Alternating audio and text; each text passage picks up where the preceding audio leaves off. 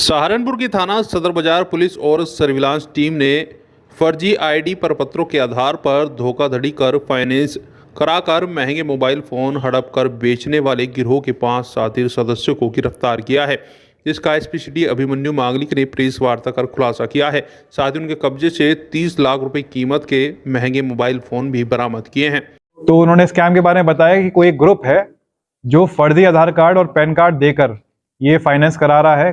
गलत नाम होता था सही, लेकिन पता जो होता था और फोटो होती थी वो गलत होती थी। इस तरह से फाइनेंस करा रहा है। और वो जिन आईडी कार्ड्स को यूज कर रखा है उनके कैरेक्टरिस्टिक ये हैं कि उनकी सिबिल स्कोर बहुत अच्छा है, जिस वजह से उनका डाउन पेमेंट जो है मोबाइल का वो बहुत कम आता है और ईएमआई आती है। तो ये पूरा जो ग्रुप है, 4-5 लड़के इसमें इन्वॉल्व हैं और नाम बदल बदल के वो अलग अलग शॉप पे जा रहे हैं और महंगे महंगे जो सैमसंग के फ़ोन हैं, जैसे फ्लिप हो गया, फोल्ड हो गया, ये सब फ़ोन दुकानों से ले रहे हैं। फिर हमने इसको पूरा चेस किया तो पता चला कि कुछ ये लड़के हैं जो कभी व्हीकल जो फाइनेंस पे होते हैं उसको रिकवरी एजेंट का काम करते थे, बैंकों के लिए काम करते थे। उन्होंने साथ में अपना एक ग्रुप बनाया। इसमें मेन जो अंकित है और उसका जो जीजा है रविंद्र, ये दोनों ने मिलकर एक पूरा प्लान बनाया था कि इस तरह से हम आधार कार्ड और पैन कार्ड उन लोगों का लिया करेंगे जिनका सिबिल स्कोर अच्छा है। और ऐसे आधार कार्ड पैन कार्ड उनको देता था रोहित अग्रवाल। ये देहरादून का रहने वाला है और ये भी किसी कंपनी के लिए रिकवरी एजेंट का काम करता है। और जो कस्टमर इसके पास आते थे अपना व्हीकल छुड़ाने के लिए, जिनका सिबिल स्कोर अच्छा होता था, उनका आधार कार्ड पैन कार्ड ये प्रोवाइड करता था अंकित को। अंकित एक फोटोग्राफर जिसका नाम वो भी देहरादून का रहने वाला है, जिसका नाम भी अंकित है, उसके द्वारा वो इसमें फोटोशॉप करवाता था, अपने लैपटॉप कंप्यूटर से फोटोशॉप करवाता था, आईडी में टेम्परिंग करवाता था।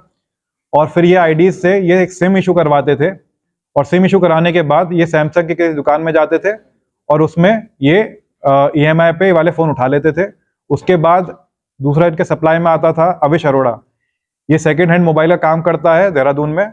इसको ये मोबाइल प्रोवाइड कर दिया करते थे। ये करीब 30-30.5 हज़ार रुपये में इनकी डील तय हुआ करती थी। और जो अविश अरोड़ा है वो उमेर जो यहाँ पे रहने वाला लोहानी सराय का, अपना जिला सहारनपुर का, उसको ये 50 हज़ार रुपये में बेच दिया करता था। जो उमेर है वो आगे इसको लाख 1.25 लाख के अराउंड पे ये सारे के सारे मोबाइल सेल आउट कर रहा था। तो इस तरह से हमने पूरा गैंग का पर्दाफाश किया है। इसमें मेन अभियुक्त पकड़ लिए गए हैं। कुछ अभियुक्त इसमें अभी भी फरार हैं, जो अपनी जो खड़े होकर मोबाइल शॉप पर अपने आईडी पर ये मोबाइल लिया करते थे, वो भी फरार हैं। टीम लगी हुई है, उनकी भी जल्दी गिरफ्तारी हो जाएगी। उमेर किस तरीके से मोबाइल बेचता था, क्योंकि बिना बिल के मोबाइल, पुराना मोबाइल भी आजकल कोई खरीददार नहीं है। पुलिस ने लगातार सतर्क किया है, लोगों को जागरूक किया। किस तरीके से ये बेचता था? क्या इसकी अपनी दुकान थी? क्या उमेर की अपनी दुकान है। और जब उमेर से पूछताछ की तो उसने बताया कि जो पहला ओनर है, मतलब जो फर्जी बंदा खड़ा होकर कर रहा है, उसके नाम पर एक बिल बनता था। उसी बिल के बेसिस पे वो आगे भेज दिया करता था, ये बिना बताए कि अगर इस फोन की पहली ईएमआई या दूसरी ईएमआई किस्त टूट जाएगी तो फोन ऑटोमेटिकली ब्लॉक हो जाएगा। वो सामने वालों को भेज देता था, सोचता था कि उनको पता नहीं चलेगा, और इसी में वो फायदा उठा रहा था। उमेर से कैसे मुलाकात हुई? देहरादून के निवासी है जो कुछ एक सहारनपुर का है। अविश पहले सहारनपुर का ही रहने वाला है ओरिजिनली, जो सेकंड हैंड मोबाइल की दुकान चला रहा है देहरादून में। और ये पहले से जब सहारनपुर में रहते थे, आपस में इनका सेकंड हैंड मोबाइल दोनों का ही काम यही है। ये होलसेल का काम करता है अविश, और ये रिटेलर काम करता है उमेर। तो सर, क्या अन्य स्टेट से ये लोग इस तरह से सप्लाई करते थे?